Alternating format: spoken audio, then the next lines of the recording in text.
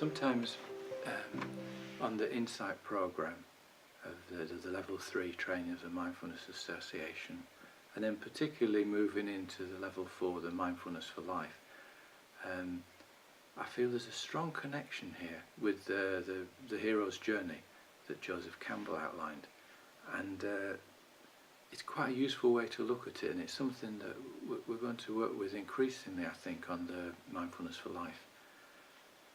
The first stage in the hero's journey is that someone feels a sense of discontent with the world, or that there's a crisis and they're thrown into having to reevaluate what's this normal everyday life that I've got. It's not stacking up.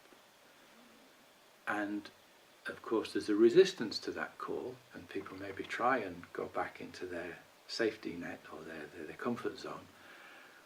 But if this call is strong enough and if they're ready, there is this tendency then, or the possibility, to look within. And this really obviously is like this descent into the underworld, this world where different rules apply, where there's no credentials, philosophy doesn't help, past experience isn't particularly useful. We're dealing with things in a very different way. And this kind of feeling of descent into unknown territory is pretty scary, and we need compassion for ourselves when that happens. And one of the things that happens in the classical experiences of the hero's journey is that people meet with monsters, demons, dragons, and usually there's a feeling that we have to overcome them. But actually what really happens is there's a sense of acceptance, and a kind of recognising that these forces are there, and an acceptance. And in this inner journey, that's what we're doing. We're accepting it and being with it. And what kind of story has this got to tell me?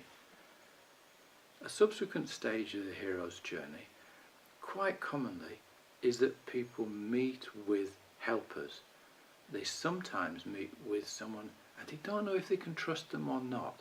And there's an instruction to trust somebody that you've got no reason to trust. And you know, this could be like the insight side, where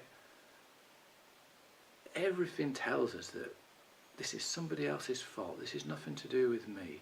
But if we look deeply, there's a lesson to be learned, that these insights could well be the helpers of the hero's journey. And it takes real courage. It really is a heroic process. And then a subsequent stage of the hero's journey is that you don't stay in this alternative reality. The hero always returns with something that's of value to the world. And this seems to be, to me, to be where Mindfulness for Life comes in. It can happen in small cycles within a few days, or it can be a few years, or it can be, you could see it as your whole life's journey. But there's always this going down, finding something of value, but then bringing it back to the world. And I think this is quite encouraging. And this is what we're looking at in Mindfulness for Life.